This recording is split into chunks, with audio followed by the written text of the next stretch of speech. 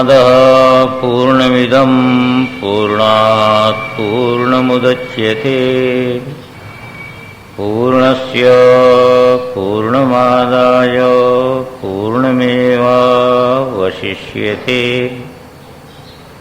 ओम शांति शांति शांति।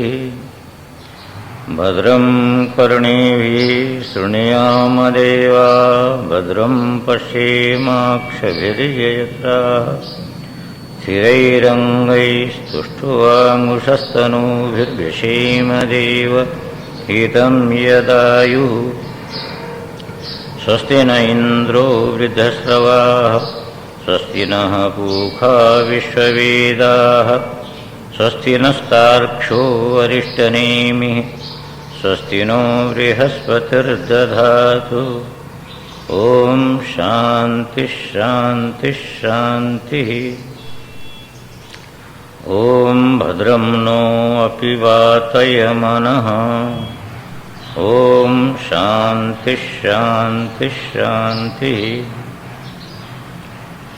तस्यै दिशे सततमञ्जलिरेष पुष्पैः प्रक्षिप्यते रसभरैर्मधुरद्विरेफैः। जागर्ति यत्र भगवान् गुरुचक्रवर्ती जागर्ति यत्र भगवान् गुरुचक्रवर्ती। विश्वोदयप्रलयनाटकसूत्रधारः विश्वोदयप्रलयनाटकसूत्रधारः। प्रज्ञानाशुप्रतानैः स्थिरचरनिकरव्यापिभिर्व्याप्य लोकान् भुक्त्वा भोगांस्तविष्ठान् पुनरपि धिषणोद्भासितान् कामजन्यान् पीत्वा सर्वान् विशेषान् स्वपिति मधुरभुङ् मायया भोजयन्नो। मायासङ्ख्यातुरीयं परममृतमजं ब्रह्म यत्तन्नतोऽस्मि। शङ्करं शङ्कराचार्यं केशवं बादरायणं सूत्रभाष्यकृतौ वन्दे भगवन्तौ पुनः पुनः। ईश्वरो गुरुरात्मेति मूर्तिभेदविभागिने व्योमवद्व्याप्तदेहाय दक्षिणामूर्तये नमः।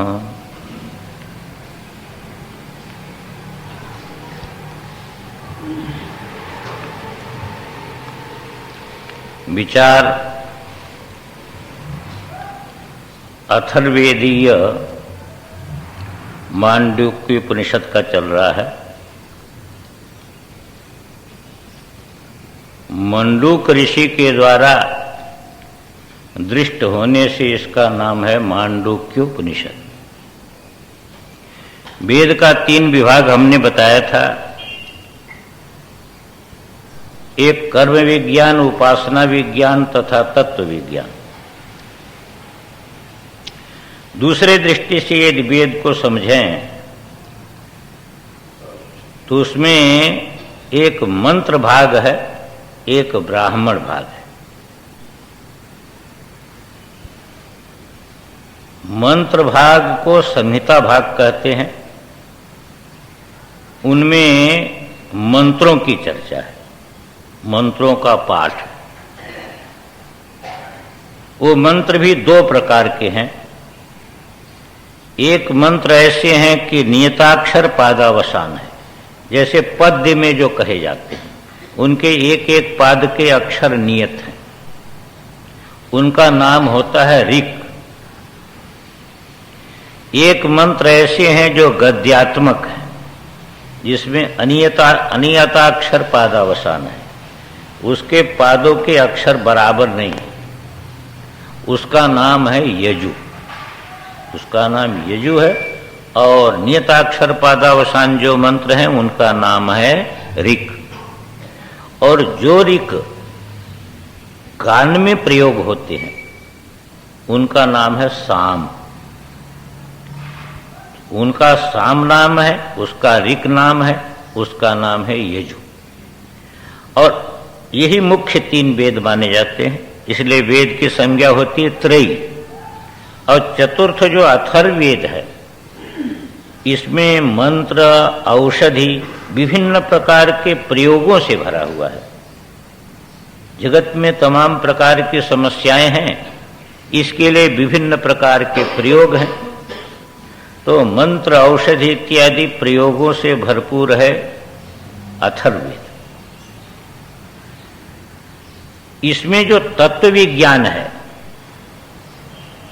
वो तत्व विज्ञान चाहे मंत्र भाग में भी तत्व विज्ञान है, ब्राह्मण भाग में भी तत्व विज्ञान है, और जो तत्व विज्ञान के का प्रकरण है उसी का नाम है उपनिषद। उसको कहते उपनिषद।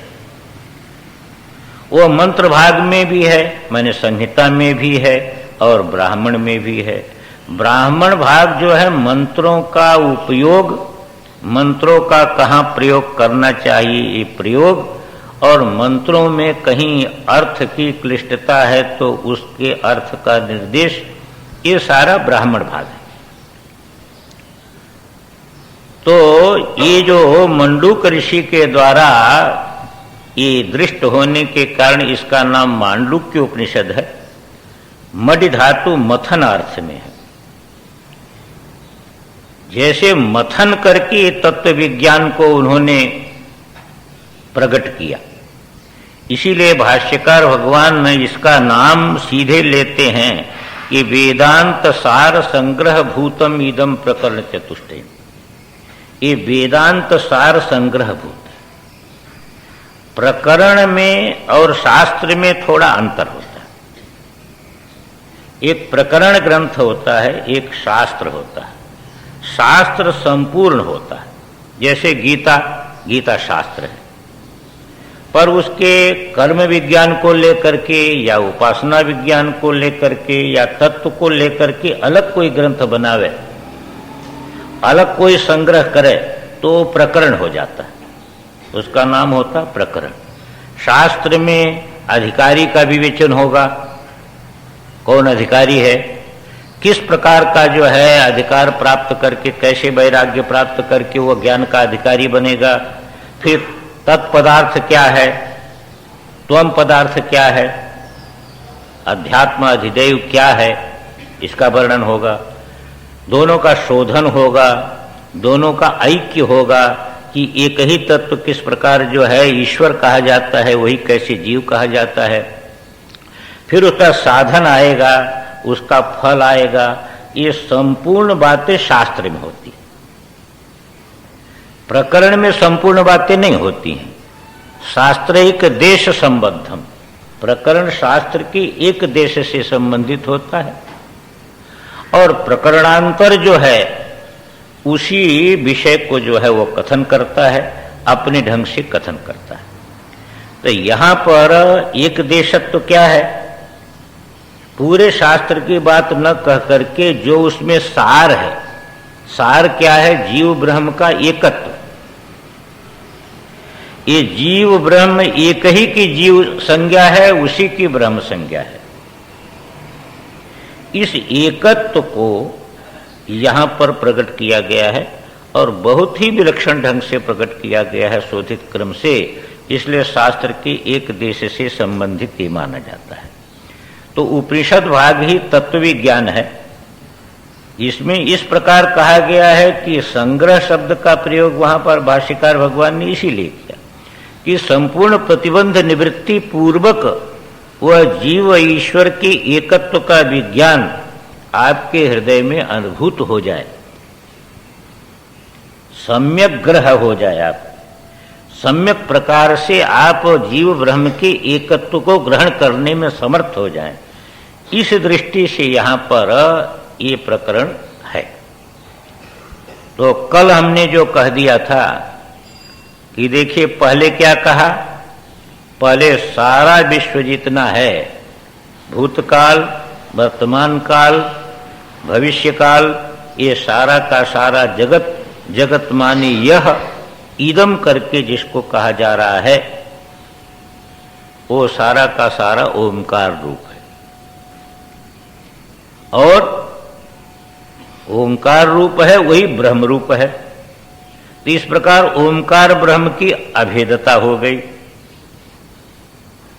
और उसी का प्रत्यक्ष कहा कि जो है अयम आत्मा ब्रह्म।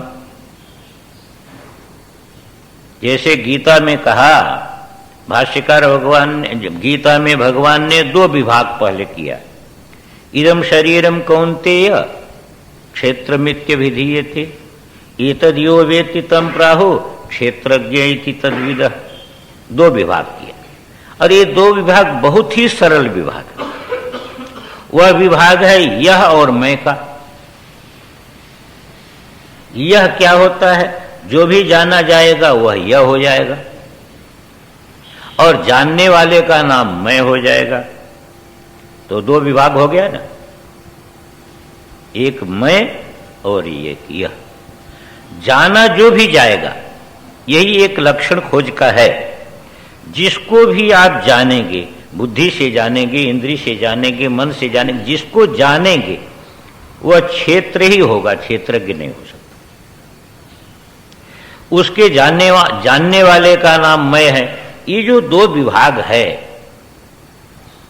जिसको आप अपनी भाषा में समझिए मैं और यह। शरीर के बाहर के विषय में तो व्यक्ति को यह का निश्चय है, पर शरीर से बुद्धि पर्यंत में कभी यह हो जाता है, कभी मैं हो जाता है। कभी आप कहते मेरा शरीर दुर्बल हो गया, तो शरीर यह हो गया, जैसे मेरी गाय दुर्बल हो गई। और कभी आप कहते मैं दुर्बल हो गया, तो उस शरीर के साथ आप तादात्म्य कर लेते हैं। यहीं पर झगड़ा है। कभी आप कहते हैं कि मैं विचलित हो गया, कभी कहते मेरी बुद्धि उस समय विचलित हो गई। तो जिस समय आप कहते हैं मेरी बुद्धि विचलित हो गई, जिस समय आप कहते हैं मेरा मन उधर दूसरे तरफ चला गया, उस समय आप उस मन से पृथक रहते हैं कि नहीं? बिना पृथक हुए आप उसके साथ मेरा का प्रयोग नहीं कर सकते हैं। जैसे मेरी गाय चरने के लिए चली गई, इसी प्रकार आप कहते मेरा मन विषयों में चला गया। तो इसका मतलब उस समय आप मन से पृथक होते, और जिस समय तादात्म्य कर लेते हैं उस समय क्या बताऊं मैं, हैं? मैं जो है वह बड़ा चंचल हो गया। अब आप कहाँ चंचल हुए? आप चंचल नहीं हुए, आप तो चंचलता को जानने वाले हुए। पर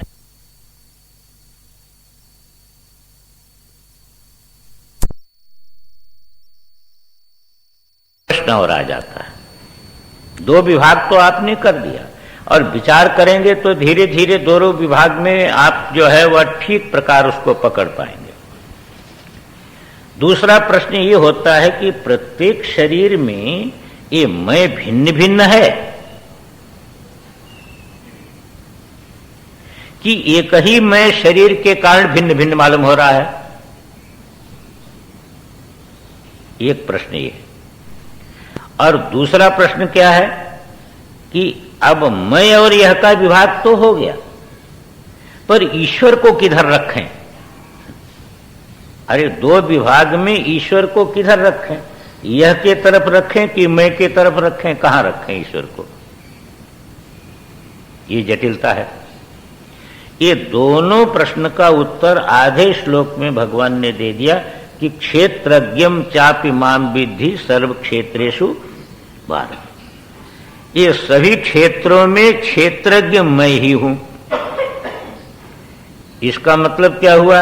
एक ही ईश्वर इन उपाधियों के कारण भिन्न भिन्न भिन्न भिन्न करके प्रतीत होता है।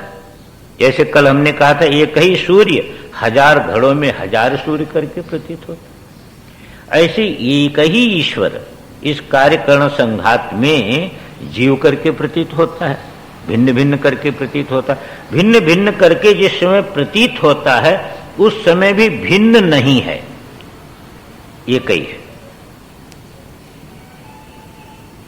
अब यहां पर मैं का अर्थ कहां चला गया? अब मैं ईश्वर हो गया आपका।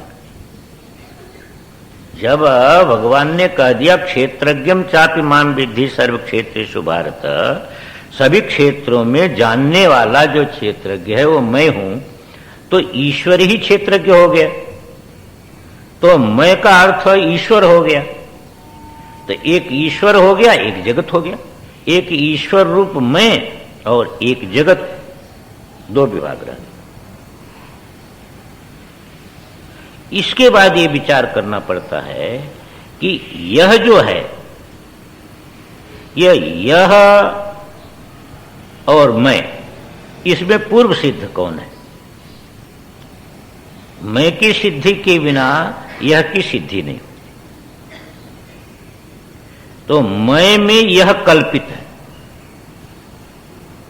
तो जब मैं में यह कल्पित आप जान लेंगे तो यह का जो प्रतिरोध मालूम होता है, यह से अलग मैं मालूम होता है, यह अलगपना भी दूर हो जाएगा। तब एक तत्व आपके दृष्टि में ऐसा आएगा जिसमें मैं और यह, जो मैं का वास्तविक अर्थ होगा। अभी तो मैं का अर्थ आप यह का विरोधी समझ रहे हैं, लेकिन मैं के वास्तविक अर्थ में जब आप जाएंगे तब आपको लगेगा कि यह जो मैं, जो यह का विरोधी है, यह मैं भी कल्पित है और यह भी कल्पित है। यही है क्षेत्र क्षेत्रज्ञयोर ज्ञानम यत्तद् ज्ञानम मतम। क्षेत्र क्षेत्रज्ञ विभाग जिस ज्ञप्ति स्वरूप प्रकाश में प्रकृत प्रतीत हो रहा है, वही जो है आत्मा है, वही मैं का अर्थ है, वही ज्ञान है। ये गीता में निर्धारित किया। यहां पर उसी ब्रह्म को देखिए आत्मरूप करके बताया। पहले ही ब्रह्मरूप करके सबको क्यों बता दिया?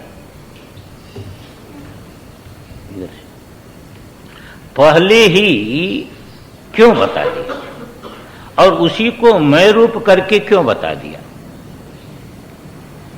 इसमें आप यदि ध्यान देंगे, संत लोग एक दृष्टांत देते कि एक राजकुमार था। तो राजकुमार की अवस्था जब 11-12 वर्ष की थी तो उस समय राजा के यहां एक नाटक हुआ। तो उस राजकुमार को मगध देश की राजकुमारी के रूप में सजाया गया और सजा करके वो नाटक संपन्न हुआ। तो इतना स्वरूप सुंदर बना कि राजा भी उसको देख करके उस स्वरूप को बड़ा मुग्ध हुआ और उसने चित्रकार से कहा कि ठीक ऐसे चित्र तुम बना लो। ठीक ऐसे चित्र बना लिया गया। राजा ने अपने पास रख लिया। अब राजकुमार धीरे धीरे बड़ा होता गया। अब 25 वर्ष से ऊपर की उसकी अवस्था हुई। तो एक दिन वह राजा के पास में उस चित्र को देखा उसने कि उस पर लिखा हुआ था मगध देश की राजकुमारी। तो उस चित्र को देख करके वह उसका मन एकदम मुग्ध हो गया कि अपने को यदि विवाह करना है तो इसी राजकुमारी के साथ विवाह करना। अब उसका चिंतन बहुत ही विलक्षण चिंतन शुरू हो गया। धीरे धीरे चिंतन होते होते उसकी दशा बहुत खराब हो गई। मंत्री लोग, राजा ने ध्यान दिया क्या बात है राजकुमार में। तो अंत में पता लगाते लगाते पता लगा कि राजकुमार जो है वही उसी कन्या के साथ विवाह करना चाहता है जो मगध देश की राजकुमारी है और जिसका चित्र राजा के पास में रखा हुआ है। देखो चित्त की दशा क्या हो रही है।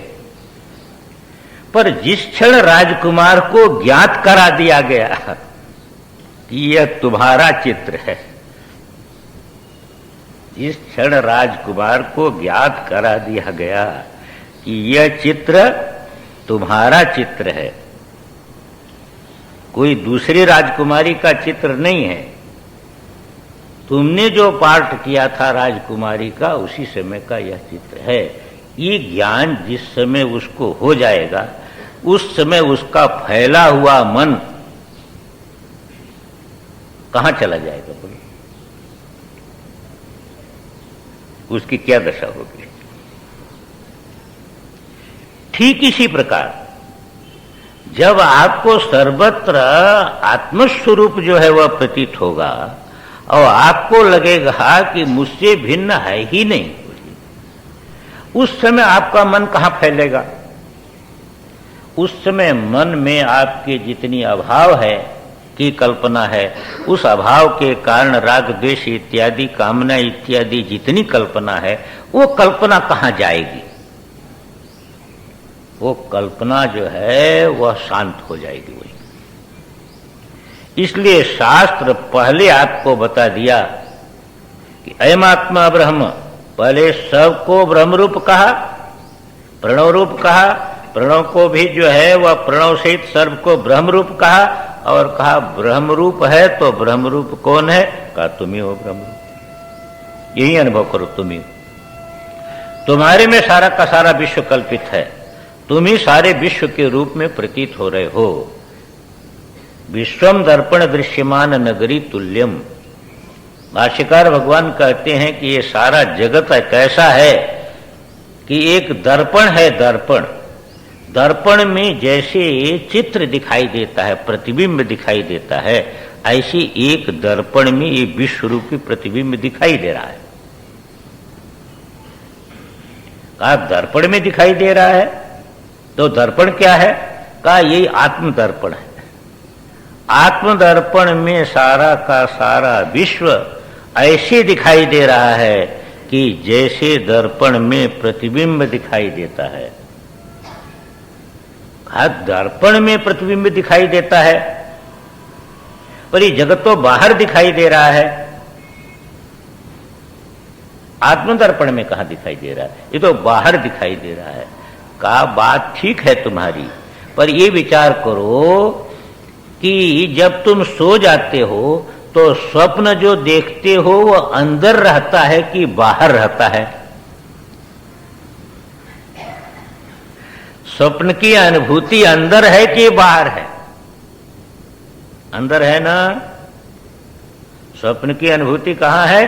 अंदर है। पर निद्रा दोष से मालूम क्या होता है? बाहर मालूम होता है अंदर पर मालूम बाहर होता है। इसी प्रकार माया दोष से यह आत्मा के अंदर ही प्रतीत होने वाला विश्व माया दोष से बाहर मालूम होता है। इतने अंतर है और कोई अंतर नहीं है।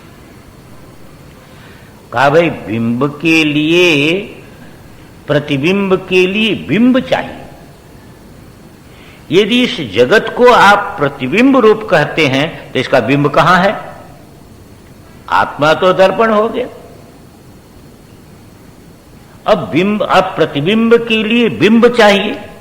यदि सारे विश्व को आप प्रतिबिंब मानते हैं तो इसका बिंब कहां है? तो प्रश्न किया कि भाई देखो, बिंब जो है वह दो कारण होते हैं। निमित्त कारण है कि उपादान कारण है। उपादान कारण तो कार्य में परिणत होता है, पर बिंब तो वैसे का वैसे रहता है, वह प्रतिबिंब में परिणत नहीं होता। इसलिए बिंब निमित्त हुआ, और निमित्त हुआ तो निमित्त दूसरा भी हो सकता है। दूसरी चीज क्या है कि मान लो कोई शरीर समाप्त हो गया, उसको आपने जला दिया, पर आपको मन के अंदर दिख जाता है कि नहीं दिख जाता है? दिख जाता है ना। उसका बिंब कहां है बोलो? बिंब तो आपने राख कर दिया, बिंब तो रहे ही नहीं। अब प्रतिबिंब कैसे दिखता है मन में? तो ये निर्धारण किया, देखो जड़ दर्पण के लिए, जड़ दर्पण में यदि कोई प्रतिबिंब होना है तो बिंब की अपेक्षा है, पर चिद दर्पण में बिंब की कोई अपेक्षा नहीं है। वहां वह शक्ति ही है चिद दर्पण की कि बिना बिंब के अनंत प्रतिबिंब भाषित कर देती है। जैसे आपका मन एक जो है चैतन्य कण को लेकर के बिना बिंब के प्रतिबिंब भाषित कर देता है, इसी प्रकार बाह्य जड़ दर्पण में और चिद दर्पण में यही अंतर है। दो अंतर है। जड़ दर्पण को उसमें प्रतिबिंब के लिए बिंब की अपेक्षा है। चित दर्पण में अपने प्रतिबिंब के लिए किसी बिंब की अपेक्षा नहीं है, यह उसका स्वभाव ही है। दूसरी चीज, जो जड़ दर्पण है न स्वयं को जानता है न प्रतिबिंब को जानता है, न प्रतिबिंबों के भेद को जानता है, पर चित दर्पण ऐसा है कि वह प्रतिबिंब को भी जानता है, प्रतिबिंबों के भेद को भी जानता है और स्वतः को भी जानता है। यही दोनों दर्पण में अंतर है। इसलिए एक चैतन्य दर्पण में सारा का सारा विश्व प्रतिबिंब है। अब यहां कल जो बात कही थी कि आत्मा तो ऐसा है, वो ब्रह्म व्यापक जो है उसी को आत्मा करके कहा, पर हमने कहा था कि कुछ मानना पड़ता है समझने के लिए। अब श्रुति उसको समझाती है कि आत्मा को कैसे समझो। तो समझाने के लिए एक कल्पना की थी, जैसे गणित में आप कल्पना करते हैं, इसी प्रकार कल्पना कर लिया। चतुष्पाद आत्मा को 4 पैर हैं, ऐसा मान लो। हो नहीं सकते, आत्मा में कोई पैर नहीं हो सकते, क्योंकि आत्मा निरवयव है। निरवयव में अवयव कहां से होगा? तो 4 पैर क्या, 1 पैर भी नहीं हो सकता, पर मान लो 4 पैर है। पर 4 पैर एक समान नहीं है। पाद शब्द जो संस्कृत में है उसकी 2 प्रकार की व्युत्पत्ति हो सकती है।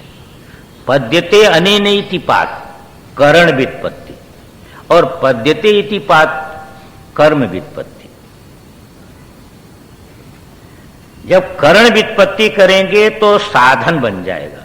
तो 3 पाद साधन है और 1 पाद साध्य है। 1 पाद साध्य है और 3 पाद साधन है। जैसे मान लीजिए कि आपका कोई नाम है, देवदत्त नाम है, यज्ञदत्त नाम है, कोई बात नहीं। आप एक कर्म करते हैं, जाकर के पठन करा रहे हैं। तो पठन करा रहे हैं तो पठन कराते समय आपका नाम बन गया पाठक। कहते पाठक जी आइए। तो पाठक नाम किसका पड़ा? पाठक नाम जो पड़ा वो दूसरा हो गया कि वही है? जो देवदत्त है वही पाठक कहा गया कि पाठक दूसरा हो गया? दूसरा नहीं हुआ ना, वही आप हैं, दूसरे तो नहीं है। पर आपका नाम वहां क्या हो गया? पाठक। कोई देवदत्त जानते ही नहीं आपको। कहो पाठक जी आइए, पाठक जी आइए, ये नाम आपको। कहीं जाकर के आप भोजन बनाने का काम करते हैं तो आपका नाम हो जाता है पाचक। तो वहां सब पाचक करके ही आपको जानते हैं। और कहीं आप जो है ऐसी संगीत की तान छेड़ते हैं कि आपका नाम हो जाता है गायक। तो एक जगह आपका नाम गायक प्रसिद्ध हो गया, एक जगह आपका नाम पाठक प्रसिद्ध हो गया, एक जगह आपका नाम पाचक प्रसिद्ध हो गया, पर आप वही हैं कि दूसरे? एक चीज। दूसरे आप ये तीनों, यदि आपको आप गान न करें, यदि आप भोजन न बनावें, यदि आप पढ़ावें नहीं, तो भी आप हैं कि नहीं हैं? तो ये तीनों क्रियाओं से होने वाला जो नाम और तीनों व्यवहारों से आप भिन्न है कि नहीं भिन्न है? भिन्न है। अच्छा, और तीनों में आप अनुस्यूत हैं कि नहीं अनुस्यूत हैं?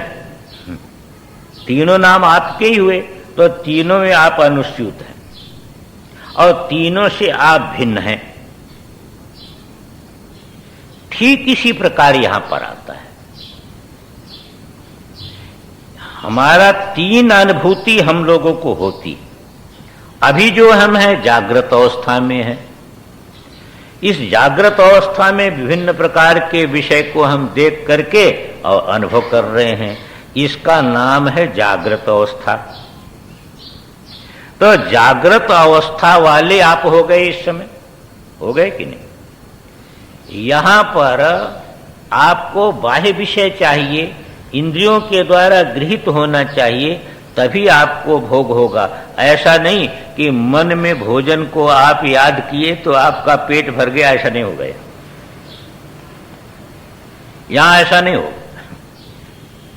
यहां जब तक जागृत अवस्था में आप रहेंगे तब तक जो है वह बाह्य भोजन आपको चाहिए, इंद्रिय ग्राह्य चाहिए, देवता का अनुग्रह चाहिए, नेत्र चाहिए, प्रकाश चाहिए, तब रूप का दर्शन होगा। ऐसे प्रत्येक इंद्रियों की देवता के अनुग्रह के साथ आप विषय को ग्रहण करेंगे। तो एक आपकी ये दशा है।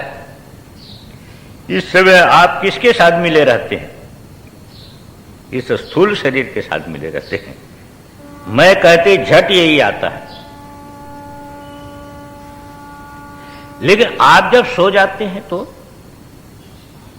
आंख भी बंद हो जाती है, बाह्य कोई सूर्य आदि का प्रकाश भी नहीं रहता है।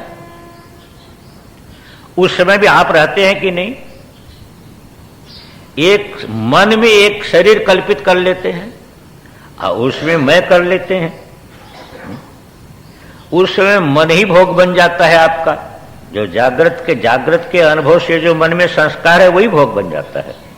उस समय स्थूल अन्न की जरूरत नहीं है, आपका मन ही अन्न बन जाएगा, उसी से पेट भर जाएगा। आपका भोग बदल गया, आपका स्थान बदल गया। इस समय जागृत में इस स्थान में है, आपका स्थान बदल गया, उस समय मन में चले गया। नाम इसलिए क्या हुआ? इस समय आपका नाम बदल गया। इस समय आपका नाम हो गया विश्व, वैश्वानर। शास्त्र की दृष्टि से ये नाम याद रखिएगा। और जब आप स्वप्न देखने लगते हैं, स्वप्न में आपका नाम हो गया तेजस, क्योंकि उस समय तेज की प्रधानता है। उस समय बाहर की कोई प्रकाश इत्यादि की अपेक्षा नहीं है। मन जो है वह मनस तेज जो है तत्त रूप में हुआ है और आपके स्वरूप से वो प्रकाशित हो रहा है। तेजस आपका नाम हो जाता है। फिर आप गहरी निद्रा में चले जाते हैं तो आपका नाम बदल जाता है। फिर आपका नाम बदल गया, वहां आपका नाम प्राज्ञ हो जाता है। पर ये तीनों अवस्थाओं से, तीनों नामों से आप अलग हैं कि नहीं? अरे भाई, 3 कमरा आप बनाइए, एक कमरे में ऑफिस का काम करिए, एक कमरे में भोजन करिए और एक कमरे में सो जाइए, तो तीनों कमरों से आप अलग हैं कि नहीं? तो आपको श्रुति समझाना चाहती है कि आप जागृत अवस्था में जितनी अनुभूति हो रही है, ये जागृत अवस्था में जो आपका स्वरूप प्रतीत हो रहा है, इससे भी आपका स्वरूप भिन्न है। स्वप्न अवस्था में जो स्वरूप प्रतीत हो रहा है, उससे भी आपका स्वरूप भिन्न है। और सुषुप्ति अवस्था में जो आपका स्वरूप भिन्न प्रतीत हो रहा है, उससे भी आपका स्वरूप भिन्न है। और वही तुरीय पद है। तो एक पाद हो गया तुरीय, वहां पहुंचना है। और 3 पाद हो गए जागृत, स्वप्न, सुषुप्ति, इसके द्वारा पहुंचना है। इसके विचार के द्वारा आप तुरीय में पहुंचेंगे। तो ऐसे पाद शब्द की 2 व्युत्पत्ति यहां पर समझनी है। एक चीज और समझ लीजिए, तब आगे का झट लग जाएगा। एक शब्द और भी समझ के रखना चाहिए, वो व्यष्टि और समष्टि। ये 2 शब्द समझने का। जब उधर से आप चलेंगे तो क्या होता है? पहले स्वरूप पर आवरण होगा। 2 शक्ति काम करती है, एक आवरण शक्ति है, एक विक्षेप शक्ति है। जैसे पर्दे पर पहले आवरण कर देंगे आप, है ना, अंधकार कर देंगे, और फिर एक फिल्म के माध्यम से फेंकेंगे तो चित्र दिखने लगेगा। तो वहां आवरण भी है, विक्षेप भी है, दोनों है ना। आवरण भी है और आवरण के ऊपर विक्षेप है, चित्र दिखने लगा। अब वही प्रकाश आपका, जो प्रकाश आप फेंक रहे हैं, वो प्रकाश चित्रों के रूप में दिखाई दे रहा है। पर्दे पर प्रकाश ही चित्र के रूप में दिखाई दे रहा है, एक माध्यम विशेष से फेंकने पर। तो वहां आवरण शक्ति भी है, विक्षेप शक्ति भी है, पर केवल अंधकार कर दीजिए तो क्या होगा? वहां आवरण है, पर्दे का भी ज्ञान नहीं है और कोई चित्र भी नहीं दिख रहा है, केवल आवरण है। तो जागृत और स्वप्न में दोनों शक्तियां काम कर रही हैं, आवरण शक्ति भी काम कर रही है और विक्षेप शक्ति भी काम कर रही है। और सुषुप्ति में केवल आवरण है, वहां पर केवल आवरण है, इसलिए सबकी अनुभूति एक है, दो नहीं है। सुषुप्ति में सबकी अनुभूति एक है क्योंकि केवल आवरण है। आवरण रूप जो है वह पर्दे के साथ सब एक ही भूत हो गए हैं। और जहां जागृत स्वप्न में आए तहां विक्षेप आ गया। अब उसमें एक एक में अहंता हमारी आ गई, जो अहंता हमारी लीन हो गई थी वो एक एक में आ गई, अब सारा भेद दिखाई देने लगा। ये विक्षेप शक्ति है, यहां की अनुभूति। अब ऊपर से आप चलिए, शास्त्र कहता है कि सदैव स्वमिदमग्र आसीत् एकमेवा द्वितीयम्, एक पर ब्रह्म परमात्मा ही था। अब उससे जगत उत्पन्न हुआ, तो वहां भी यही प्रक्रिया है जगत उत्पन्न होने की। जैसे यहां जगत उत्पन्न होने की प्रक्रिया है, ऐसे मूल में भी जगत उत्पन्न होने की प्रक्रिया है। पहले आवरण होगा, है ना, पहले आवरण होगा, यही बीज दशा है। इसी को अव्याकृत कहते हैं। अव्याकृत क्यों कहते हैं इसको? ये नाम रूप जो जगत हमने बताया अभी, उस समय प्रकट नहीं रहता, रहता है पर प्राकट्य नहीं। ये प्रकाश बिजली में है कि नहीं? बल्ब में दिखने वाला प्रकाश बिजली में है कि नहीं? पर प्रकट नहीं है। ये प्रकाश शक्ति बल्ब में प्रकट हो जाती है और जिस समय विद्युत रूप में रहती है उस समय इसका प्राकट्य नहीं रहता, पर इसकी सत्ता रहती है, विशिष्टता नहीं रहती। क्रिया शक्ति भी और प्रकाश शक्ति भी, विद्युत में दोनों है। पर जैसे पंखे में अभिव्यक्ति हो रही है, जैसे बल्ब में अभिव्यक्ति हो रही है, ऐसे अभिव्यक्त दशा नहीं है, अनभिव्यक्त दशा है। यहां पर सुषुप्ति अनभिव्यक्त दशा है, मूल में अव्याकृत अनभिव्यक्त दशा है। यहां सुषुप्ति से युक्त हुआ जीव की प्राज्ञ संज्ञा होती है, वहां अव्याकृतात्मा की ईश्वर संज्ञा होती है। वही कारण है, क्योंकि बीज है, कारण है। मूल तत्व तो निर्गुण निराकार है, वो कारण नहीं बनता है, पर जब शक्ति के सहित वह दिखाई देता है तब कारण रूपता होती है। यही कारण जो है ईश्वर तत्व है, इसी का नाम अव्याकृत है, इसी का नाम अंतर्यामी है। ये सारा कुछ इसी का नाम है।